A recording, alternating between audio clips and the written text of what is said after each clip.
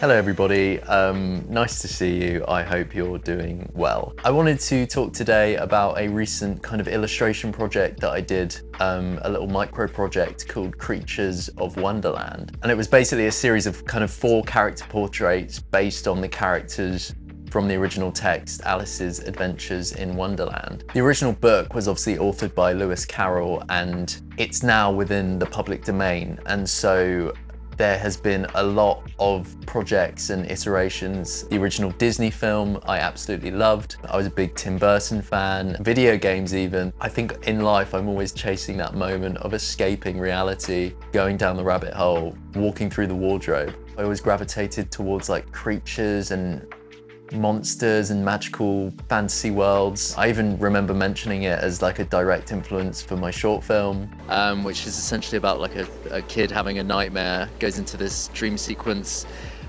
sort of inspired by Alice in Wonderland, where things in his kind of real-time bedroom influence stuff in like the nightmare world. Anyway, so yeah, let's have a look at the 4 portraits I've done. I've kind of discussed the process for each one before piecing it all together. So let's have a look. So I started with the white rabbit. It fit the creature criteria. It's kind of where the story begins. He's really the catalyst for kind of the adventure and Alice's way into Wonderland via the rabbit hole. I've been down here for several years and I cannot get out.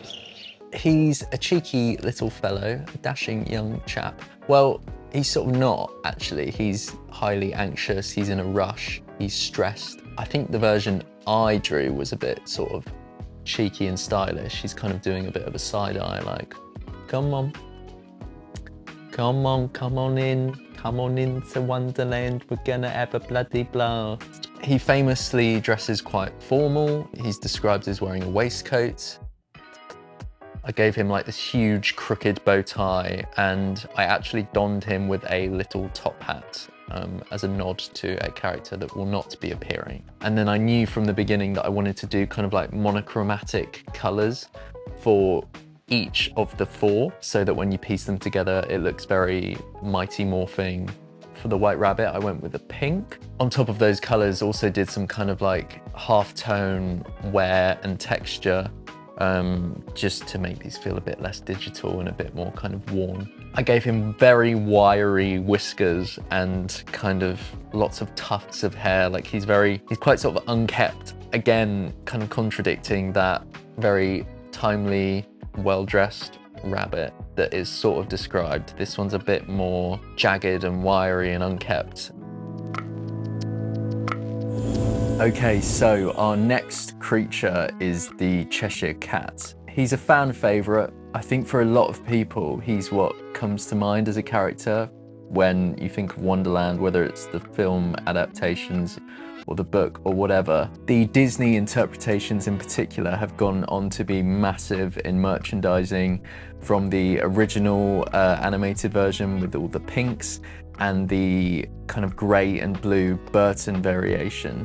Having visited the theme park recently, there was a lot of Cheshire Cat going on. I think those 2 colour palettes are so deeply embedded in people's brains and associated with the Cheshire Cat in those stripe formations.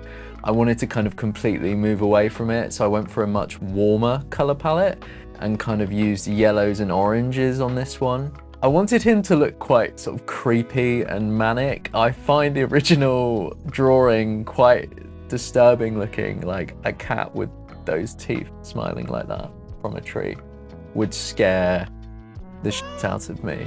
For me, he ended up having this like Studio Ghibli look, like something that would turn up to the bathhouse in Spirited Away.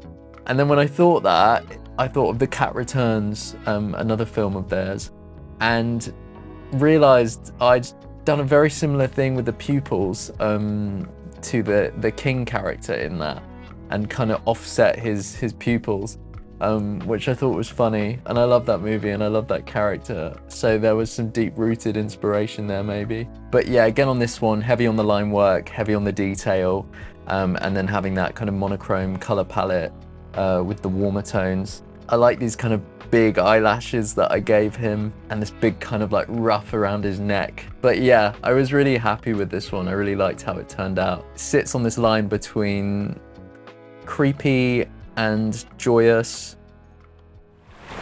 So next up is the dodo, which maybe isn't the most popular character in the lore of Wonderland, but he is always there nonetheless, always has a part to play. That big beak, what I mean, like the dodo is just a cool looking creature, animal, prehistoric being. It's an extremely niche reference, but if anybody watched Primeval, that's what came to mind for me as well.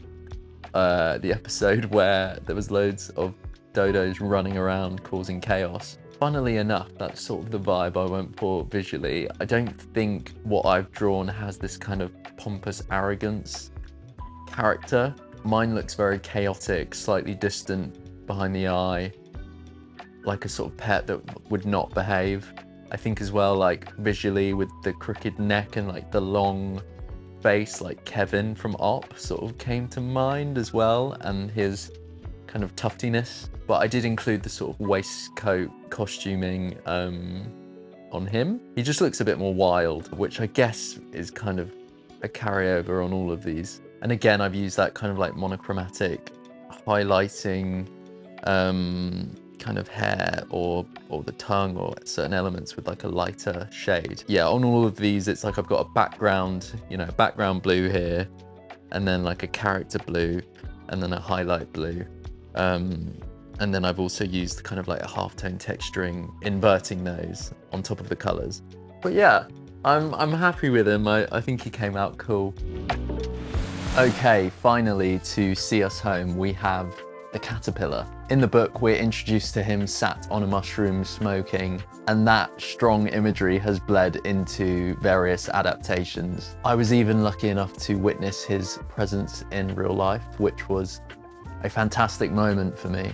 As a character, he's very calm and philosophical, kind of pure vibes, whilst everything around him is absolute chaos. I absolutely loved the late great Alan Rickman voiced version in the Tim Burton film. I think he did it so well, gave such character to it, and I loved the kind of hyper-realistic caterpillar look. I went fairly cartoony with the stylization of mine to kind of match this set, and I chose green for the color on this print. It just felt appropriate with that kind of like insect leafy setting. I chose to give him this kind of large sort of Gandalf pipe as his smoking apparatus. It was really fun to draw the smoke on that, and yeah, I just thought I'd change it up and give him like a sort of big pipe, and I gave him these very sort of bug-like warped kind of pupils. His build sort of reminds me of Heimlich from A Bug's Life, that kind of like big stocky body and then these tiny little arms. I think throughout all of these, it's been really interesting to reflect and kind of see how your art style is an amalgamation of all the things you consume. There's been a lot of kind of deep-rooted links to films or whatever, and I think that's really cool. I also gave him these kind of spindly antennas sort of like coming out of his head, these kind of like insect-like hairs almost that were kind of flaring out. I think he looks quite welcoming and friendly. I think he has that chill sort of vibe, you know? But yeah, it was a fun one to end on. I really liked the green and how it kind of looked in the end.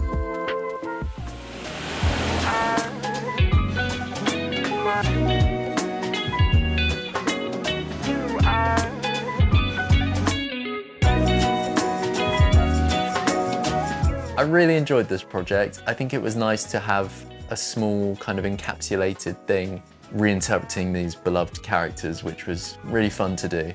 I have popped these on my Etsy print store as like a set of 4, but if anyone wants to take a look, they're up there now along with some other bits you can feel free to look at. But I shan't blabber any longer. Thank you for watching. I appreciate it. Anyone that's made it through to the end, feel free to check out my art Instagram. Subscribe if you like this video, leave a comment. We'll be pushing the video content as best as I can as I juggle my life. Okay, lots of love. See you soon. Goodbye.